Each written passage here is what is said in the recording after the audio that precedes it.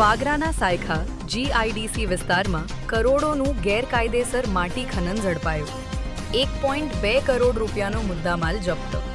ભરૂચ જિલ્લા વહીવટીતંત્રના માર્ગદર્શન હેઠળ વાગરા મામલતદારની ટીમે 19 જૂનની મધરાતે સાયખા GIDC વિસ્તારમાં ઓચિંતી રેડ પાડી મોટા પાયે ચાલતું ગેરકાયદેસર માટી ખનન ઝડપી પાડ્યું હતું.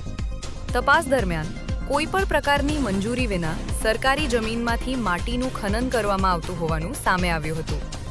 તંત્રે સ્થળ પરથી માટી ભરેલી 3 ટ્રકો GJ16 AW 9918, GJ16 AW 9963, GJ16 AW 9864 તેમજ 2 હિટાચી મશીનો જપ્ત કર્યા હતા. આ કાર્યવાહીમાં કુલ 1.2 કરોડ રૂપિયાનો મુદ્દામાલ કબજે કરવામાં આવ્યો છે.